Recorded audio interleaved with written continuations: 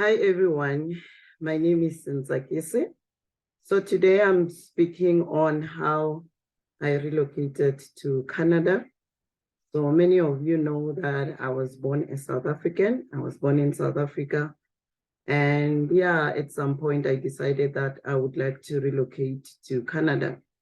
So there are many ways that people can relocate to Canada because, many people have been asking me, Nzakisi, so what can we do? We've been wanting to relocate to Canada.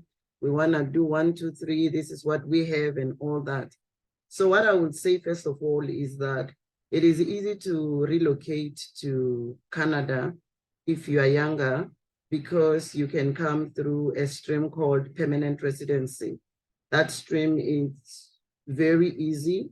You apply for permanent residency whilst you're still in South Africa, and you can be approved whilst you're still in South Africa and be able to come this side. So many people don't know that. They think that maybe you can come through study or you can come through work or whatever the case may be.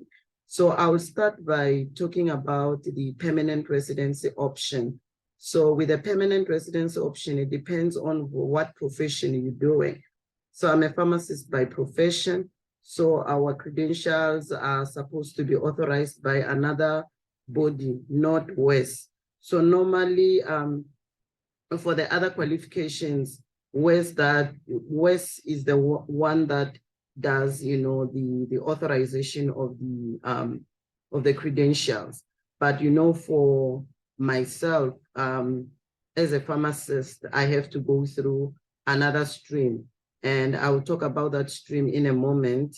I'm just looking because I was talking to a sister yesterday and I was, trying to tell her, oh, this is what you need to do and, and all that. So we are authorized in Canada to practice through a stream, through an organization called PEBC, Pharmacy Examining Board of Canada. I hope I've said it very well. They are on the website. You can just search for them, PEBC. So what you need in that is they will need a lot of documents, but you must be prepared, to give them as many documents as you can. But that is not the first thing that you do. There's another body called Pharmacy Gateway of Canada. You have to apply, get the number, then apply through PEBC. Once PEBC approves you, then you have your certificate. We call it an ECA certificate. So I'll just be searching for that terminology as I'm speaking to you, because some of them, you might not understand what it means. It's an educational credential assessment. Educational credential assessment. So that is if you are a pharmacist. If you are not a pharmacist, you have to go through WES, and then WES stands for World Education Services.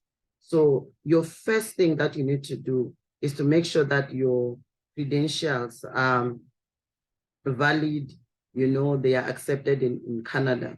And that certificate also, as I said, it is valid for 5 years. So that is the first things that you have to do. So once you're done with that, you can now write your English exam. And the English exam that you have to write, it's a general English exam. So how do you do that? You also have to apply to write, that examination. It's called the International English Language Testing System. So if you live in Cape Town, I think they used to have their offices in Maitland, somewhere there, I can't even remember. Yeah, they might have moved, because it's a while ago, and you write your exam, your English exam there. So you have your ECA certificate and your IELTS, and now you can create what we call an expression of interest. So an expression of interest is you are telling them, it's like if you may be a tender person, you are telling people to say, oh, I have a tender for this particular, you're tendering for something. You are waiting for them to reply you or whatever the case is. So it's the same system. So you apply, right? And then when you apply, you wait for them to nominate you or select you. Once they nominate you or select you, then you can apply for permanent residency. You will need, several documents. The good thing about these applications is that everything is listed on the website. So you just have to know, what documents you will need. Things like the things that you told them you have when you did an EOA, expression of interest. It's EOI, the expression of interest. Things that you told them you have. The English exam, they want the copy. They want the copy of your degree certificate, ECA certificate, police clearance, whatever, like the lot. Then you apply, you pay the necessary fees. After that, you wait until you get it. So somebody asked me, so if once I get the permanent residency, then what? You need to have money, and more money. Because you can't relocate to another country and want to start life and you do not have money. It is expensive to live overseas. It's not cheap. It is not for the faint-hearted. And I'm saying this not with arrogance, because like a minimal rent, I was telling someone yesterday that in a place where I stay, it's not even, it is somewhere where I stay. Students pay for rent every month, $700. It is an equivalent of plus minus like 9,000 rand in South African rents, right? I'm not sure about other currencies, but I'm speaking for South Africa. So yeah, so it's a lot of money for students to pay. Fortunately, they're able to work. And the minimum wage in Ontario, where I live, is 15.50 Canadian dollars an hour, And this, it's minimum wage across the board. Doesn't matter what kind of job you do. So that is, my story. This is how I relocated to this place. So another thing that you can use, it's through study. So I did both. I did application for permanent residence and I did a study. So because we wanted to leave early and the permanent residency takes a bit of time, I applied for study. I already said I was a pharmacist. I am a pharmacist. I will always be a pharmacist. It's my passion. It's my love. Anyway, that is besides the point. That is besides the point. The point is that I wanted to relocate in as fast as possible. So I have not been a practicing pharmacist for a while. So I'll tell you my story. I worked in a place called Letaba Hospital. I think I worked for about 5 years before I finally got a job as a chief pharmacist. And I moved to a chief pharmacist. In fact, in Letaba, I worked as a pharmacist. Then I was a senior pharmacist. And then when I applied for a chief pharmacist position, I got it in Polokwane. I was a chief pharmacist professional services for a while. Then I moved to academia, and then I was a lecturer. In Canada, they call them professors, whether they have a PhD or not. So I was a professor of the university for about 7 years, and I was also the interim head of department for like a while. Then I moved to Tygerberg Hospital. It's in Cape Town, second largest hospital in the country. Beautiful place, beautiful people. Hi Cape Town. I love Cape Town. I just love the people. They are warm. They are very, very nice. They know how to cook. If you don't know how to cook, don't live in Cape Town. I'm just saying, right? And so I was a manager at Tygerberg Hospital for almost 9 years. Now, when you're a manager at Tygerberg Hospital, the second largest hospital in the country, you're not managing at Tygerberg Hospital only. You're connected to Stellenbosch University. You're also connected to the province as a whole. So I was in policy making, regulation, you name it, all the things that are beyond just being a pharmacist. Formulary support, we used to, part of the Pharmacy and Therapeutics Committee. I was a secretariat in the hospital. I don't want to tell you my history, but everything that it's not dispensing, I was doing. So now here I am, I want to relocate to another country. And because I want to relocate to another country, and I have not been a practicing pharmacist, I'm thinking, okay, if I get to Canada and I have to say, take 2 tablets 3 times a day, how am I going to do it? Because I haven't done it, like it's a while, so how are you going to do it? Things like this. So I said, okay, this is not my stream. So I decided I would do regulatory affairs in South Africa, we do. I think I saw it in UWC. I'm not sure. I'm subject to correction. They have something about regulatory affairs.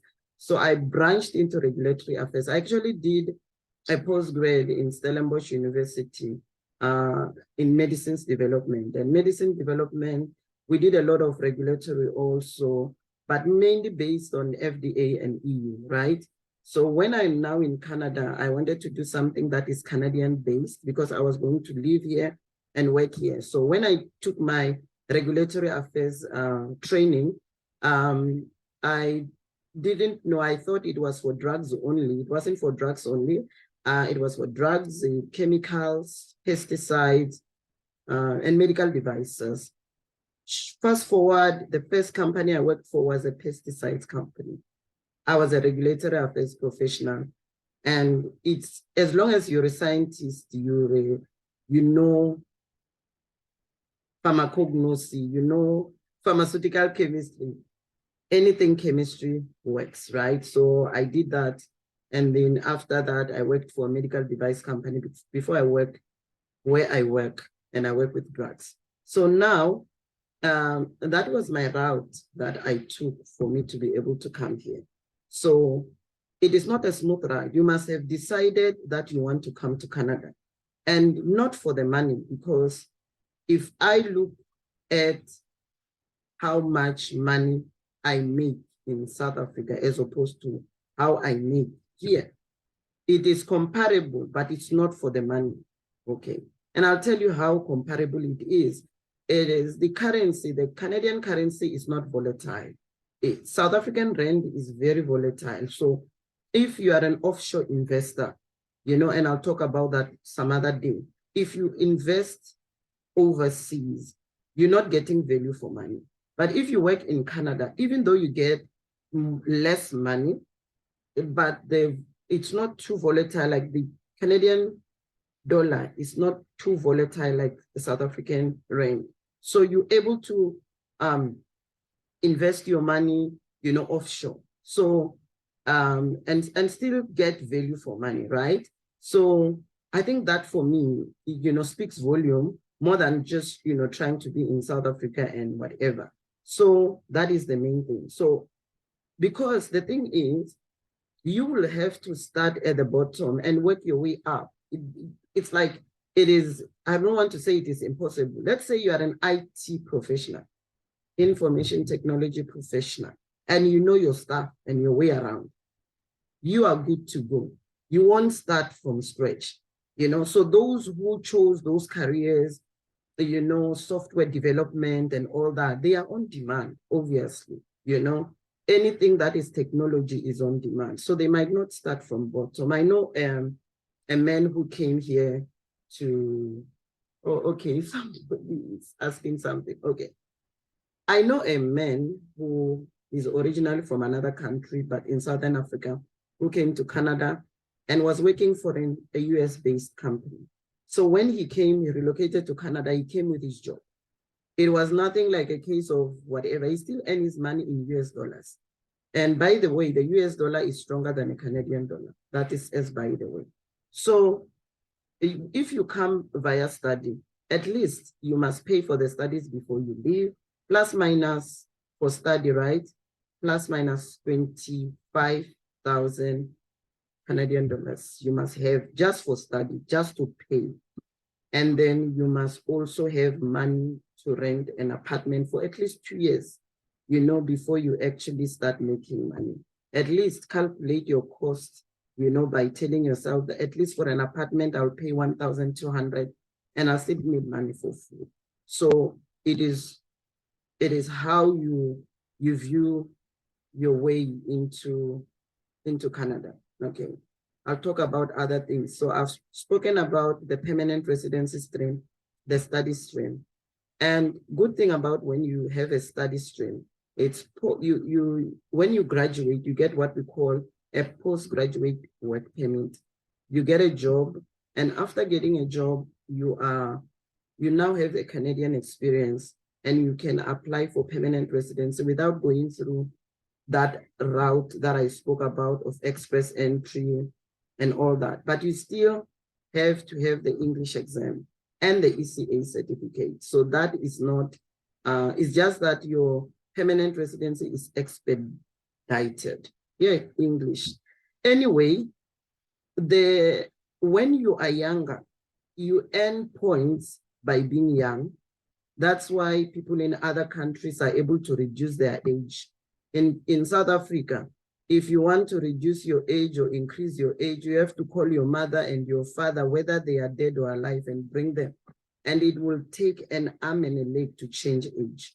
It is not done. They don't even encourage it at all. Like Home Affairs will not even, like it funny with you. So it's almost impossible in South Africa to change age. It's not, when I say it is impossible, some people with good reasons who indeed have been maybe cheated and at birth and not, it's not their correct age, whatever, they can do that. But the thing is, sorry, it's almost difficult, to change things like that. So yeah, so the younger you are, the more you are able to, get your age easily, like get your points easily, like that. So that is the main thing. So when you want to get a job, you need to look at the website and see what jobs are in demand in Canada. As I said, every IT job, whatever it is, I don't even know how to say it. It's in demand. For those who are PhD holders, there are many opportunities. They know themselves, that they can come here and do post whatever fellowships and whatever. But there are a lot of, good things that they can get when they are here. So that is the truth. So I don't know if you have questions or you have comments, put them on the chat box, and ask, and I'll be able to answer. So I've spoken about the 3 streams. Work, I've spoken about permanent residence, and I've spoken about study. There are other streams that are available for people, but these are the most common stream. The fastest way is study, is the most expensive also, and the permanent residency is good.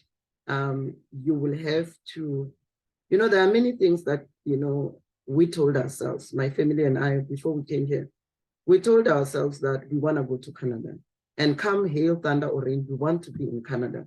So when things were happening to us, we knew that we wanted to be in Canada. So it wasn't an issue for us. So for so many people, you've driven, Mercedes-Benz. I drove Mercedes-Benz like for the longest period. I even put on my status, the best or nothing, because I love the car, right? Very comfortable car. It's a story for another day. So you've driven that car, you are now in a new place, you have to use a bus. Bus system in this country is good. It's not like a bus system in South Africa that, there's a difference. You buy when you're a student, you get what we call a U-Pass. It comes with your payment of school fees. So the bus will take you from almost close to your home. It used to drop me at school when I was still doing my regulatory affairs program. And so, but I walked, simple distances. I walked for almost a month before I decided I want to buy a car, right? And what kind of a car I want to buy and everything and all that. So even when I was supposed to get my driver's license, I'm thinking, these guys, I've been driving since whatever. I won't tell you because you will guess my age if I tell you how long I've been driving. You see, and we don't tell age. It's not something, we're not even going there, right? So that is the main thing. So yeah, so many things like I had to do from scratch, things that I knew how to do before, and it wasn't easy. Yeah, sometimes I felt like crying. I love Canada, but I love South Africa more. One thing that I love about South Africa is that regardless of what many people would say, South Africa takes care of its citizens. If you are a South African, born a South African, you work for government, you get the best of a lot of things.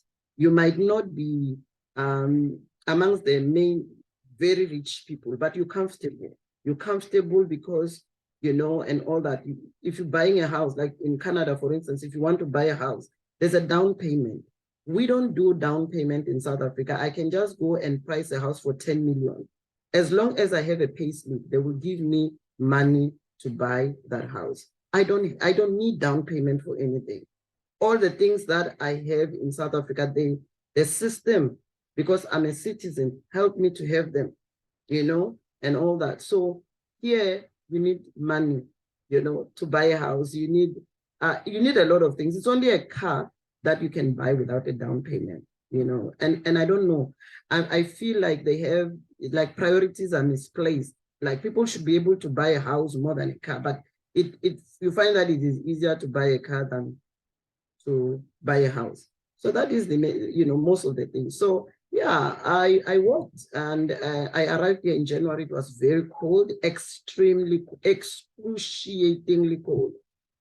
You know, North America has strange weathers. You know, if it snows, you know, the heavens can open and it can just snow for whatever, you know, number of, you know, hours and whatever the case may be. So yeah, I arrived in that period. But one thing I will tell you is that I love South Africa, but I love Canada also. And I never have regrets about coming to this country, ever. Because who can give you an opportunity to explore a country? Because the work opportunity is giving me an opportunity just to explore the country. I can still go back to South Africa. I'm still a practicing pharmacist anyway, you know, in South Africa. So I'm registered as a pharmacist. So I can still go back to South Africa. I haven't lost touch. I do my CPDs, and I'm talking to pharmacists right now. So yeah, I can still go back. I love Cape Town. I can still go back, you know, and buy a beach house, you know, for 35 million, and I live there. I'm just joking. I'm just joking. I'm just saying, you know, that, you know, an opportunity to come overseas is good, but you must have realistic expectation, because if you don't, you know, 1 year, 2 years, you will say, you know what, let me go back home. You know, home is best. You miss out on a lot of things. You miss out on birthdays. You miss out on funerals. And funerals are equally important, because that is where you meet, like, your people. You know, I miss my people. I haven't seen my people in a very, very long time. And, you know, I came to this country during COVID period. So, you know, that's one of the things. So please, if you want to relocate to Canada, I'm not an agent, and I'm just telling you the truth, because I know agents will not tell you the truth. And the reason I did this video is that many people have been duped. You know, their money has been taken from them, you know, for no reason whatsoever. Because, you know, the application, I did my application. I did not use any agent. I'm a researcher by making. So I research things for myself, and I make sure that I understand the process before, you know, even if you decide you want to use an agent, understand the process for yourself. The Canadian government make it easy for us to apply for ourselves. So why do you need an agent? There is no need. Read, ask questions, and do it yourself. You will save a lot of money. It's still expensive to apply to come to Canada, even if you do it yourself. You must do it like a project. I did it like a project. I didn't like wake up one day and say, I'm going tomorrow. But for those who saw me when I said I was going and everything, they thought, oh, I did it overnight. It was not an overnight thing. It was a project. I needed to study and make sure that I understand the process and I understand what I'm, you know, getting myself into in terms of, you know, where I will retire, and how much money do I need for retirement, and how much money do I need right now to spend for Canada, and, you know, how, you know, just to plan your whole life. Because at that particular time, everything that you have planned before for your life is taking a reshape or a rechange. And yeah, my prayer is that the Lord will help you as you make that move in Jesus' name. I will say that because I'm a Christian, you know, I'm a child of God. So please, if you have any question, you can ask. I'll make subsequent videos regarding this, but I thought, let me make this particular video. I want to see, because this lady was asking me a lot of questions, and I want to make sure that I have, answered most of the questions that she asked, because I just did a call with her yesterday. Yeah, she asked me about, okay, so this is for pharmacists solely. So she asked me, how much does it cost for pharmacy gateway? I said plus minus $400 Canadians, PEBC $600 to $800. Just that is the start. It's not even the other fees. And then the certificate of good standing with Pharmacy Council, check their website. When I did mine, I think it was 1,200 rands. And then UWC transcript, or University of Limpopo, or wherever, budget at least plus minus 2,000, because they will print a transcript for you, and you will have to send it yourself, where it has to go. And then to notarize your public, there's a difference between a lawyer, those who are lawyers, they will know, an attorney, and a notary public, I think. Because when I completed my documents, they needed to be completed by an attorney who is also a notary public, who has a notary public stamp. They must not just say they are notary public without having the stamp. So that is needed. The lawyer I used is in Cape Town, plus minus 2,500 I paid. And then, yeah, so once you land, another thing that I forgot, I'll forget this. Choose the province that you want to come to. Is very, very important. Choose the province that you want to come to. I live in Ontario province, which is the biggest province, but Ontario is quite expensive, and it is becoming more and more unaffordable to buy a house. So explore provinces like Alberta, Manitoba, all those, Saskatchewan, all those other provinces are also good. BC is also expensive. British Columbia is it's as expensive as, Ontario province. Those who are French speaking, you can explore Quebec province, but Quebec, then it has different standards, more than, it doesn't follow the same, it might follow the similar route, but it doesn't follow the same pattern I'm talking about today. The only thing is that in Ontario, I won't say it's not cold, it is cold, but Alberta, Saskatchewan, and Manitoba, it's really, really cold. It's different. So maybe you're asking me, Nzaki, so where do I start? Start by having a journal, go and buy a book, an exercise book, not even a journal. Write what you want to do step by step, because it is a project. It's a big project. It's not a small project. And calculate how much it's going to cost you. And not cost you in terms of today. Remember, when you relocate from a place to another place, you are going to start life from scratch. All that you've accumulated, pension and whatever, unless if you have a source of income. And I'll talk about source of income another day. You need to have your own source of income. It's also important, because what are you going to live on, when you are this side, and maybe you don't have a job yet. If you have properties that you're renting out in South Africa, at least you have a little bit of money to be able to sustain you whilst you wait. So that is very important. So you must be financially sound for you to be able to relocate. And mentally, you must be prepared, because if you are just coming here as a single person, just know that you left your family behind, you don't have anybody, you're starting from scratch. That is the truth. So you need to have made up your mind. So I'm an indoor person.